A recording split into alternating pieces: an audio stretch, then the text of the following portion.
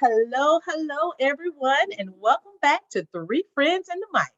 I am here with my lovely co-host. We have Miss Chanel up in the top here, and then we have Miss Julie down here at the bottom here, and then you have me on the other side. I'm Kiani. So today we got a good topic for you guys, something that I think we all should be aware of, and that is run your race, or shall I say, run your own race. Okay, so it's a mouthful. I always throw my wonderful co-host under the bus there. So I'm going to go ahead and let them get started with that. But that's a big statement, right? So when you hear "run your race," go. What do you guys think about? So people often say to others when they're being a little unpleasant with them, stay in your lane. Stay in your lane and running your race, two different things. These are not the same things, okay? Running your own race, to me, means knowing where you're headed, knowing where you started, setting those goals for yourself, hitting those milestones along the way, tweaking if you need to, continue on your path, not letting others determine what your race looks like and where you're going. Yeah. I think for me, it also is what is your path versus, like Chanel said, like, don't let anybody else dictate that, but don't let society dictate that either. Right. Like the phrase, and we live in a world of social media, right? Especially my generation, millennials and younger, right? Where everybody's comparing somebody else's highlight reel of social media to their own lives. And I could do a whole separate thing about that, right? But we're not. That's not what we're.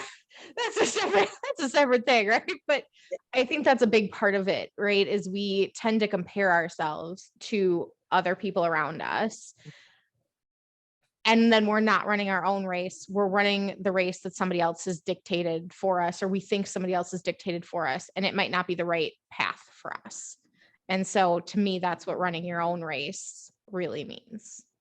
Very nice. And I'm going to say both of what you guys just said. That's my definition as well. But but to add to that, I'm glad that you brought up the social media thing, because right now I think it's just it's so much accessibility out there. Like you got access to the internet as a whole, but social media take it to a whole nother level, because I think sometimes people get confused of running your race and admiring someone, like where they are, and trying to look at how the hard work they put in to get to where they are, versus trying to just be that person, because no one can walk in your shoes, period, right? And you can't compare yourself, because I do believe the big guy, when I say the big guy, old God up there, knew exactly what he was doing when he made us as individuals.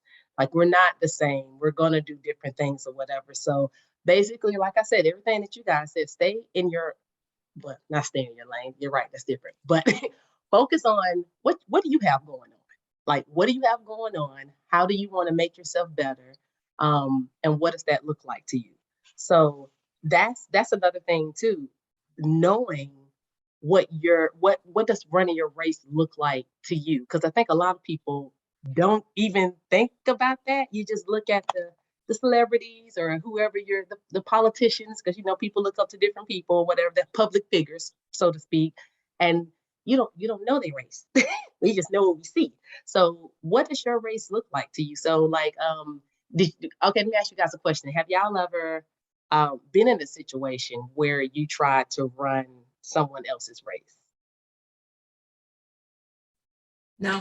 And I was like, no, and I'm like, oh yeah, for sure. No, I mean, I think about the first part of what you were saying, County, and I think about admiring what someone's doing, and looking at what skills they brought to the table, and realizing that that portion of their race is just one leg, and trying to figure out, or being equipped enough to be able to have a conversation with that person and saying, hey, I know you got here. What were the steps you took?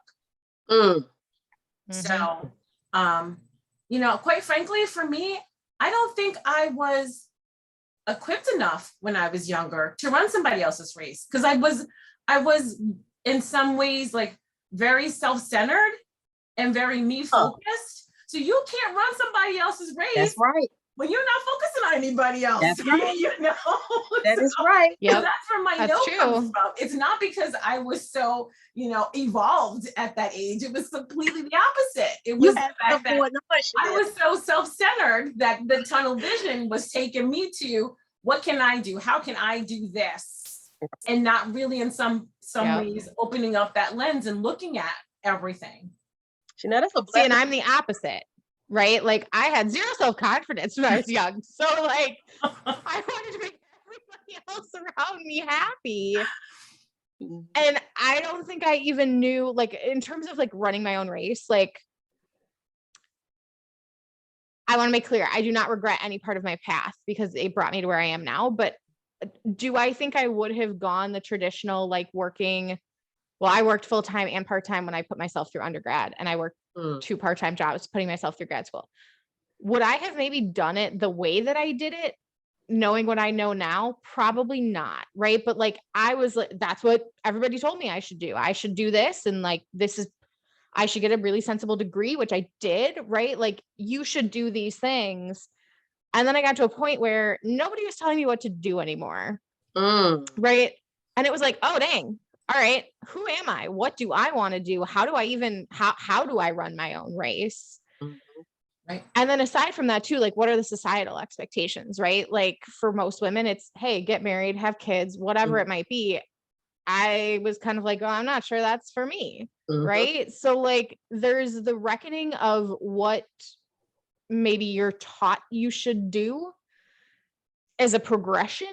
Is that what's going to make sense for everybody? No. Right. But I think that there's like, parents or family or whoever, friends even, can put that societal pressure on you in terms of, hey, like this is the race I ran. Right. So like you're behind, right? Like, or you're not on the right timing. So sometimes it's not even the race itself, but it's the timing of the path of the race, or however you want to like make that analogy. It's like who created it? You think when you think about a race as the metaphor, who created it? Who set it up? Who set those milestones along the way? Was it you? Was it the promoter? Was it a parent? Like who did this for you? Like and a story for another day and another time. I think about my mom, because this is a woman who is very light skinned. Back in the day, her job at that age, as a teenager, was to sit on the porch and wait for suitors. That wasn't her gig. She wasn't doing that. That wasn't part of her day. So she chose a different path. She ran her own race. She had someone tell her, this is how you're supposed to do, and this is how you're supposed to look and act. She went on her own. That was not the gig, and that's probably where I get some of my little extra hard-headedness from. But again, not doing it another time. So now I'm understanding why you ran your own race. No, you had somebody else teaching you to do that. I love it. I didn't know. I was learning from the master. My mom, look, my mom and my grandmother, they had the same story too, but the difference. And I think that I've even ran my own race, because like my grandmother, same suitors, don't work. I think my grandmother never got her license ever, so she never learned how to drive. She had one job in her life, and she stopped working there because she thought that the women were after her, or just like whatever. I don't know. She didn't keep it long either. So she spent her life like kind of being taken care of. And then as my mom and her siblings grew up, and they pitched in or whatever, my mom took the opposite route. Very independent, couldn't wait to learn how to drive, had her first job at an early age, and was all about the work ethic. And probably because they didn't have very much growing up, so she worked really hard to get to where she is. And I think I took it a step further with my mom was the working era, whereas I'm doing everything I can to take care of my family, right? But I am very fortunate to be in the both era. What I mean by that is not just all work, and I don't have any time to like really go do stuff with the kids, stuff like that. Like it's not like that. So Yeah, you're right. You do have to know what that looks like for you. And I guess, Julie, let me piggyback off of what you were saying. I think I've been in and out throughout my life. Like I can get to a point where when I'm fixated on something I'm gonna do, really don't give a crap what anybody tell me. I'm gonna do it. And I like to make a believer out of people. Like, and I love for people to tell me I can't do something. Yes, yes. Oh, please do that, because watch me do it. Love for you to tell me I can't. Something. Now, here's the thing. It depends on how much I like it. Because I know some people can tell me I don't do stuff and I get lazy about it and I don't do nothing. But well, it could be also that their opinion doesn't matter. You know, usually when it's someone that you value their opinion of you, that you are more inclined to say, you know what? I can't believe you're gonna doubt me today. We've been running together this whole time, and now you're gonna doubt me today. Like, really? Yeah. That part. I mean, I could be like, it can also be a little petty though, right? Because like sometimes you really dislike somebody and they're like, oh, you can't pass the CPA exam, and you go, watch me, and then you end up with your CPA. I mean, wild, right? Like that's crazy story, but like I guess somebody else kind of decided that part of the race, but it was me who was like, I'm gonna show you. Final say so. Okay. Well, then I also think about like how many of us, and I'm dating myself from back in the day, had diaries when we were kids, or if you were, you know, or you had a journal or something like that where you'd write down things you're like, oh, when I get older, I want to do this and I'm going to do that and blah, blah, blah. Some people have taken that to fruition. They thought about these things when they were kids, you know. There's a gentleman that I listened to his podcast, and he says he knew from an early age what he wanted to do with his life. And so he set out with that goal. He didn't know how he was going to get there, but he knew that it was going to happen. I wish I was that person. And he made it happen. I wish I was that person. Listen, I was looking over the weekend, I was looking at Netflix, and this is so funny to me. This is funny. Okay. First of all, let me go back to childhood. Every Christmas, I used to ask for a cooking set, like a easy bake, something like the kitchen, playing diner, all of that. Okay. Fast forward.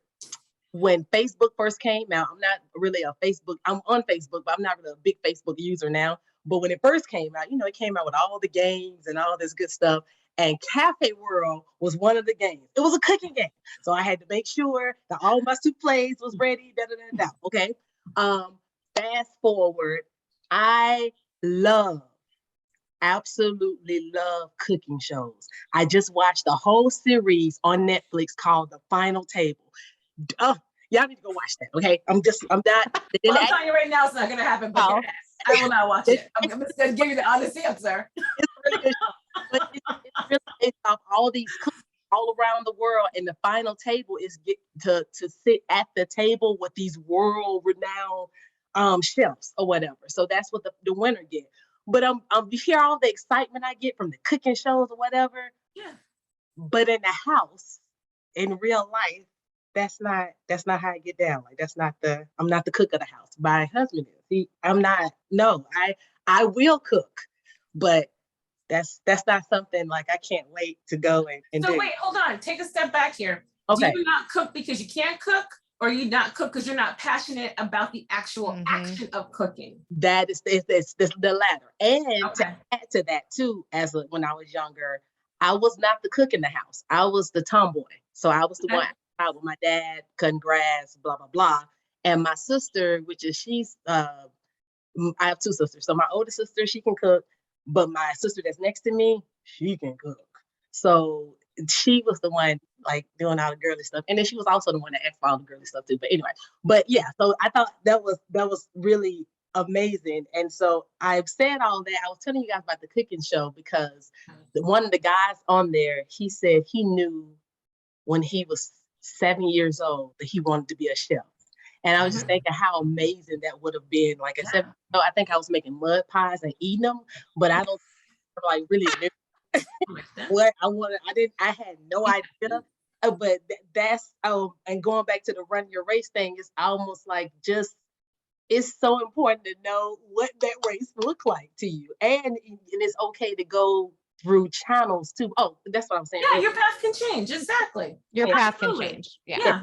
And I was saying earlier, I've been in and out because I will have moments where it's like I'm doing it. This is what it is. And then I'll have some moments where I have looked at someone that I was side by side with and saw that they was doing phenomenal in something that I wanted to accomplish. And I tried to go the exact route like that they went.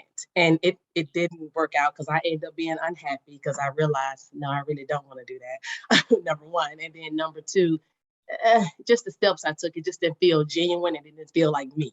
So it's another thing you have to come to mind too when you think about that. So I don't. You realize that what do they say? We can all get the same destination, but take a different path. Right. Yeah. Right. Think about the three of us, how we all got to the same destination. Our paths very different paths. Completely different. If anyone would have told me when I was younger that I would be a faculty member, what? Faculty who? Faculty for what? What does that mean? What does that look like? Look, at a real school? No? Well, if you told like young me what I did with my life, like I'd have been floored. Like if I were to go back in time and talk to like 10-year-old me, I wanted to work as a special education teacher. Like I did not go anywhere near that path. Yeah. Like I did not. Still ended up in education, but accounting, really? Like that's different. Young me would have never. You chose accounting? I know, right? I know. It's funny because no one's surprised that I let other people run my race. Well, and again, we talk about your path shifting, and no one says it has to be one path. Oh, that's good. No, it can be multiple paths. How many of us have had multiple paths, offshoots? Time when you need to rest. And we're gonna go take the metaphor farther. Time when you need to rest, you gotta stop and drink water. Collect yourself. Catch your breath. Yes.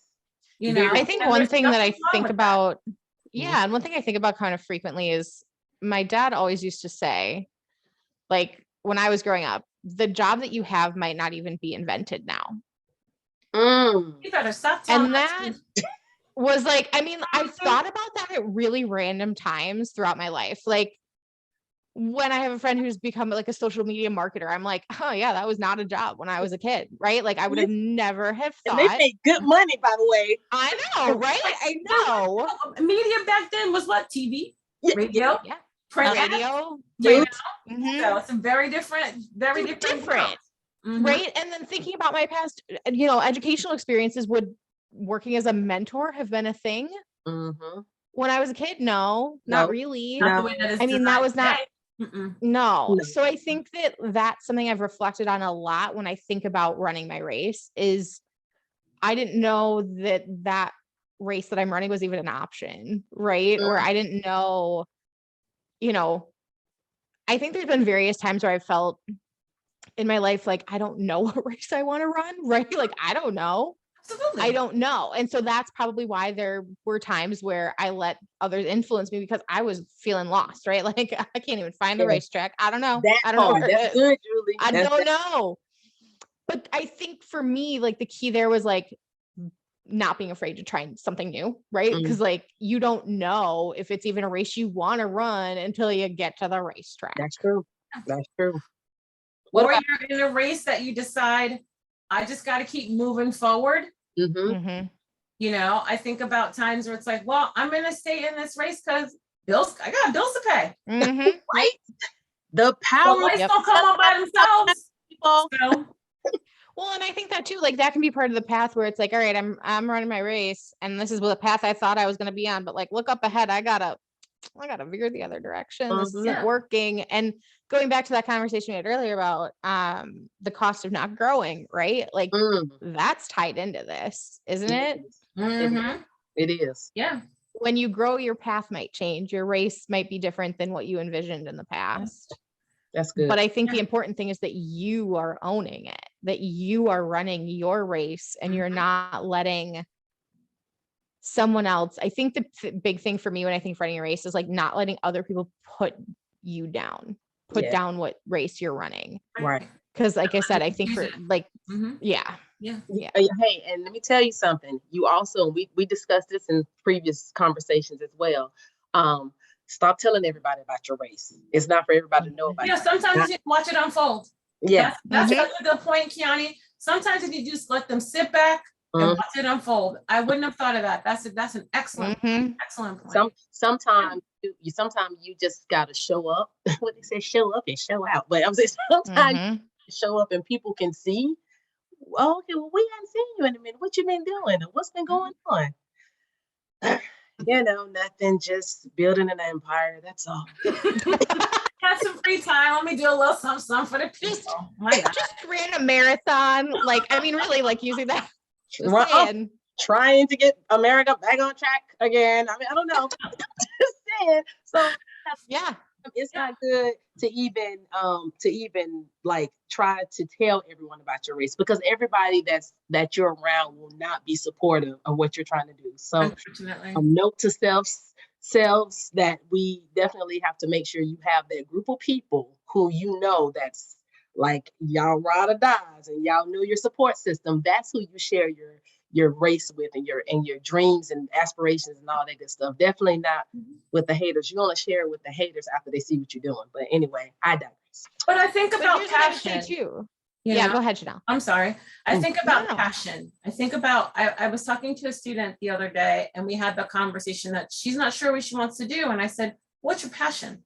And we sat in that space, in that moment, in silence, as she started to think about it and continue to think about it. And even when our conversation was over, she said, Chanel, I wrote that down as something I need to hang in my house to begin to think about what my passion is. Nice. Because, and as we dialogued about it, I started to think, how can you run a race that doesn't bring you joy, doesn't bring you passion, isn't filling your lungs with positive air, isn't making your heart beat or skip a beat, And what you feeling? I think sometimes you forget that when we are living this life and looking for our purpose, what is your passion? Come on is now. That driving you? Is that guiding you? It does. Julie, what'd you say? Your passion gets lost. It can get lost in the day-to-day, right? But I think that's where it's like you have to be able to take that step back to like, what am I? What race am I running? Right? Like, where am I going? Yeah. What is my point? What's my point of this race? Yeah. Am I on the treadmill? Am I also actually making steps move? Yes. Oh, and if I need a stepping stone to get to my passion, what's the stepping stone? Yes. Excellent point. Because you might not be able to jump into your passion immediately, right? Depending on what your passion is, right? If you want to go be a doctor, well, that's going to take a little bit of time, right? Like, it's not going to happen tomorrow. But are you taking the appropriate steps? And like, that made me think of something else that I used to tell my students, which was, they'd say, well, I don't know what I want to do. And I'd say, like, have you looked at job postings? Like, if you started to look at what a specific, like, hey, that's my dream job in accounting.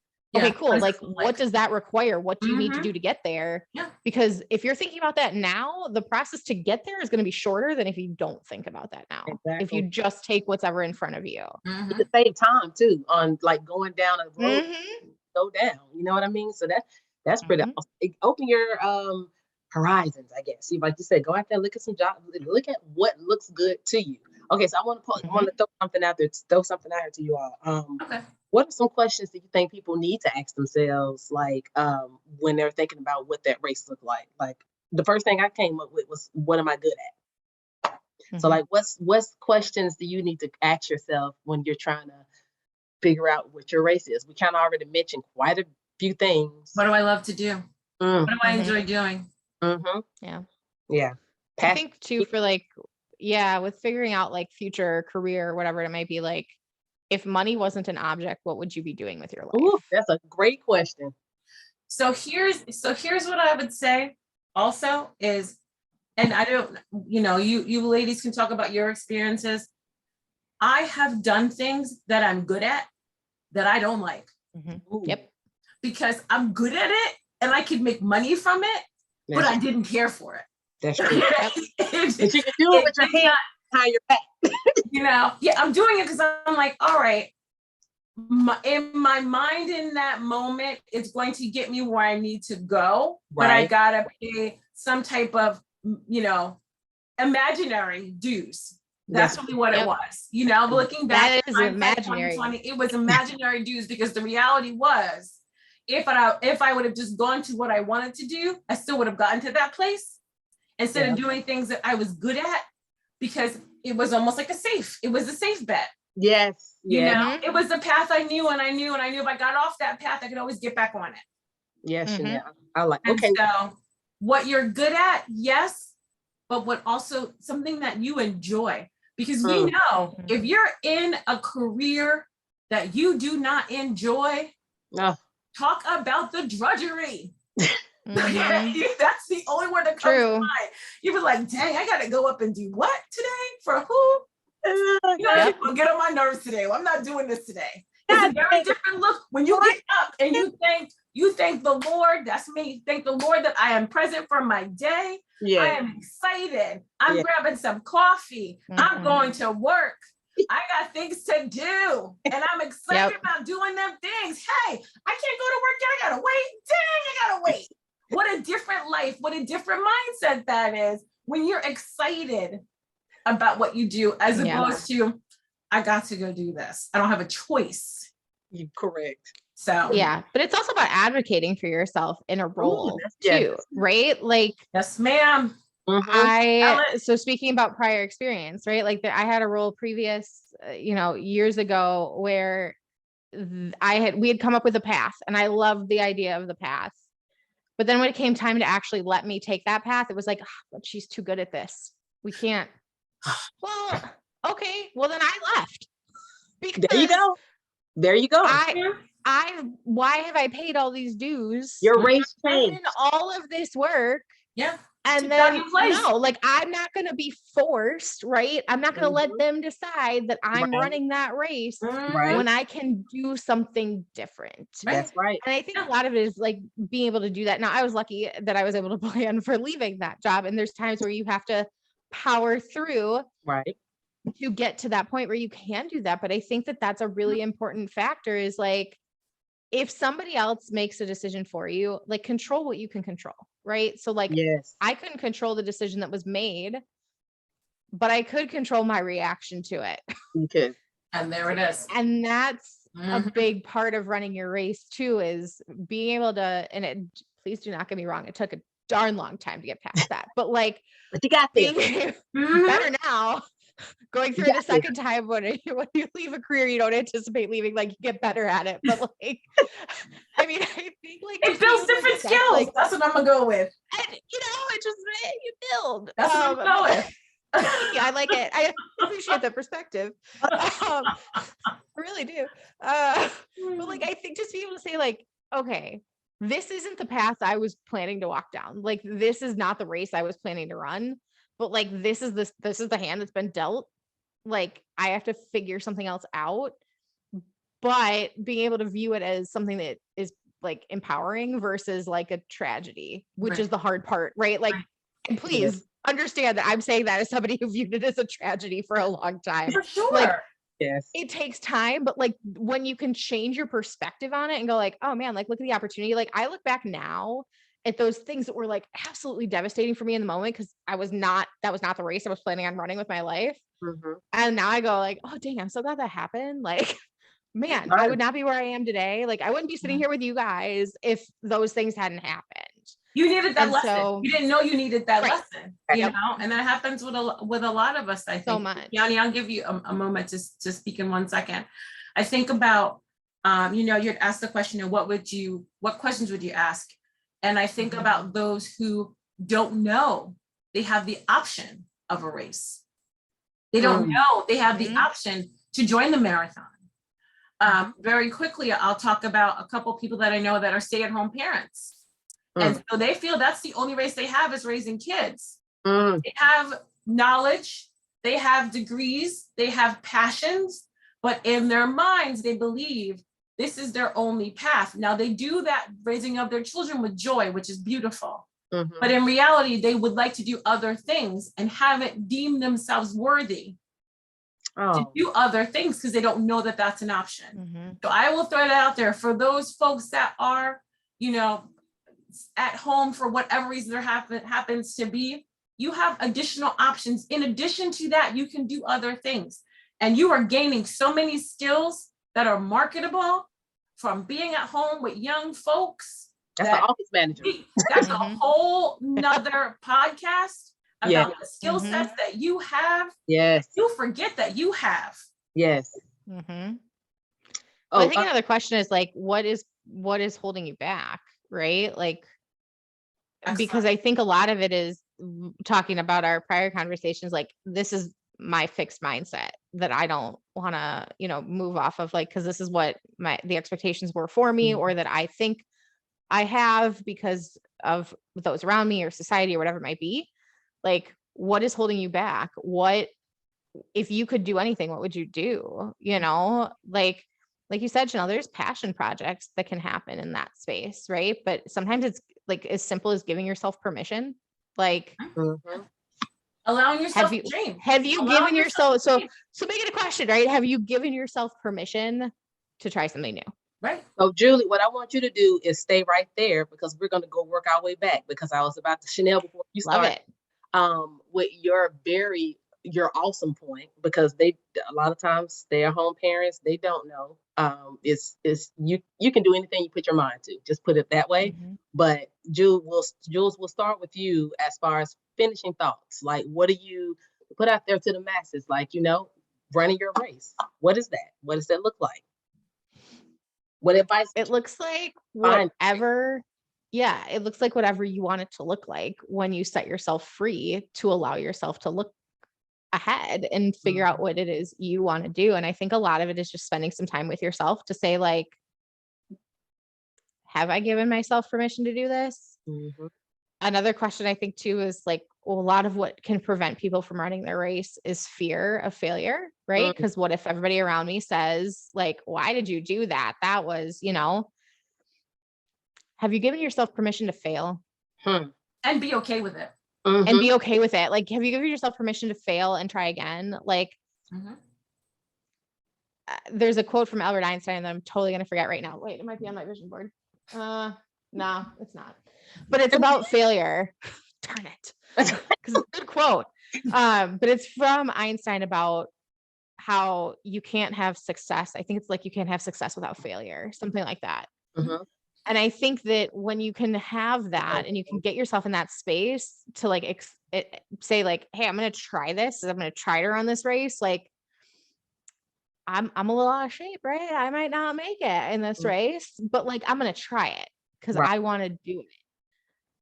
And if it doesn't work, do I still want to do it? Or did I try it and I realized that wasn't really what I was passionate about? Maybe I need to try something else, but like being able to try and fail and try again. Like, I think for me, that's probably like the biggest takeaway, that and just trying to ignore societal expectations and follow what your passion is. Yeah. Amen. Chanel? So I'm going to try to couch this in a way that makes sense. For anybody out there who deals with humans, if any human says to you, big or small, young or old, I want to do this, and it's legal, tell them awesome. Your response shouldn't be, well, why do you want to do that? Do you know how many people don't make it doing that? No, your response should be, that's awesome. Yes. Because in those moments, that's what that person needs to hear. Whether you think they can be successful at that passion or at that career path is irrelevant, because that is their race. Amen. You are a spectator. Amen. And you're not a spectator, is to cheer them on. And sometimes all it takes is one person cheering them on.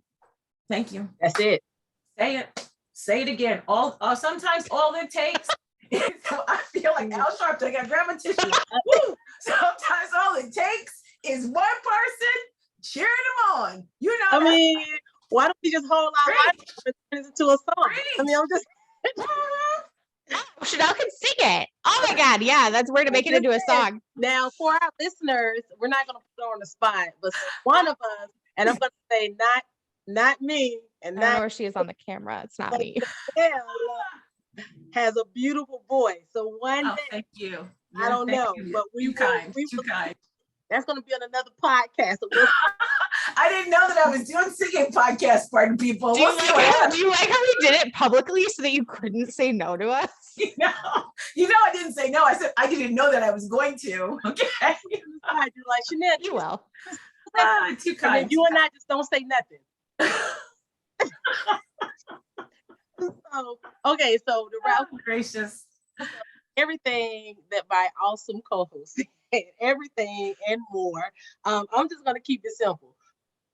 Focus on what you have going on in life, and don't compare yourself to anyone.